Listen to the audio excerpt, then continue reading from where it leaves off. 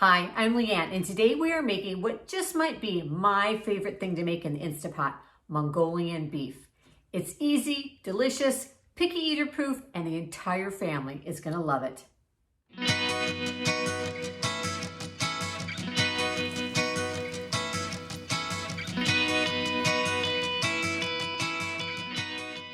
If you're new to the Instapot, this is the perfect recipe to start with.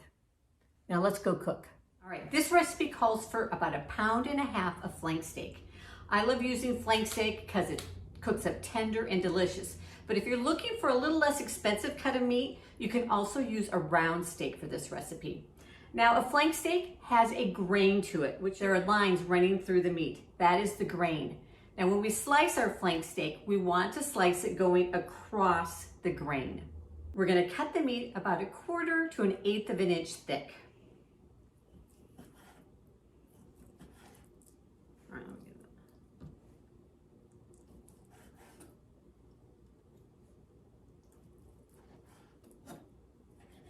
After the meat is sliced, we're gonna place it into a bowl, or I like to just use a zippered plastic bag, and then we're gonna add into that 2 tablespoons of cornstarch.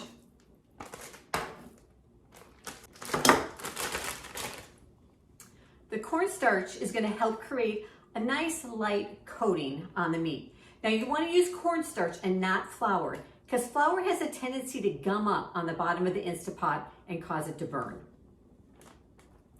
After you add it in, just close it up and shake it up so that all the meat gets a nice light coating of the cornstarch. Next, we're gonna mix up the yummy, delicious sauce that we're gonna pour over the meat. And we're gonna start with 2/3 of a cup of brown sugar. We're gonna use a cup of water, 1/2 cup of soy sauce, 1 tablespoon of minced garlic, and I like to use what I call cheater garlic. It's the kind you find already minced in the produce section of the grocery store. And then we have 1 teaspoon of fresh minced ginger. Now, if you don't have fresh ginger, you can use 1/2 teaspoon of dried ginger. And next is our sesame oil. We have 1 teaspoon of sesame oil. Sesame oil can be found in the Asian aisle of the grocery store, and it adds great flavor, so don't leave it out. Final ingredient is some red pepper flakes. This adds just a little bit of heat to the recipe, and if you don't like heat, then just totally leave it out. I don't like a lot of heat, so I usually just add a pinch or about 1/4 teaspoon, maybe not even that much, just a couple shakes. We're gonna mix it all up, and then this will be ready to pour over our meat. Today, we're gonna use one of my favorite features of the Instapot, the saute button. We're gonna go ahead and turn that on, let it heat up a bit, and add in 1.5 tablespoons of olive oil. Don't mind that it says 30 on there. Hear that beep? That's what you want. That means it's gonna start heating up to saute. So we're gonna add in the olive oil. Let it heat up for a few minutes, and then we'll add in the meat. All right, after your oil is heated up, we're ready to put in our meat. We're just gonna take it and lay it into the Instapot in a single layer, okay? We don't wanna pile it all in there all at once. So you're gonna have to do this in a couple of batches. And we're just gonna let the meat cook until it starts to turn lightly browned on each side.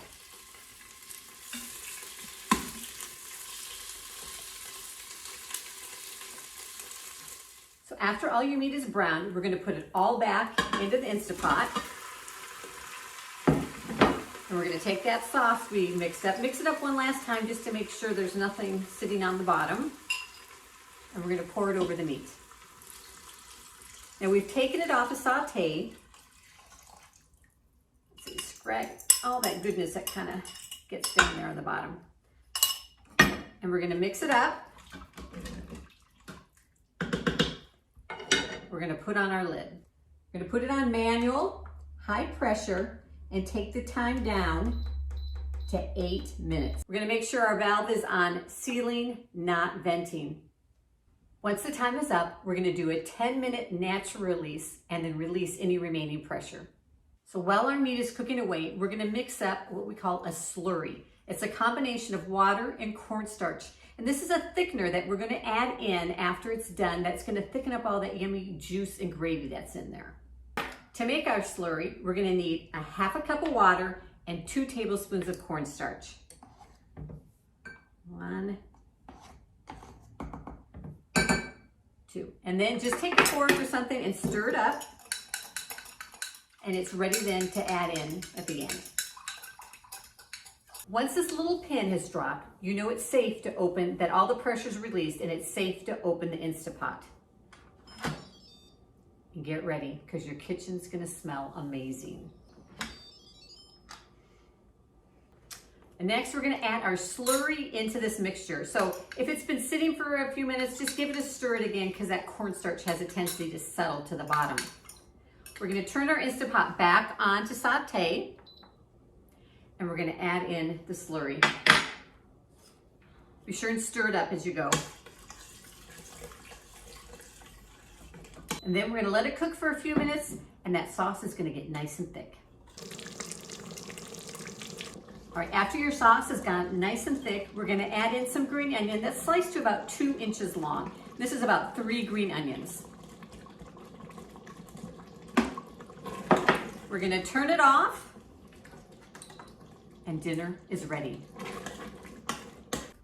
You can find this recipe for Instapot Mongolian beef in the description below. And you can also find over 2,000 simple, delicious, picky eater-proof recipes the entire family is gonna love over at my blog, yourhomebasedmom.com.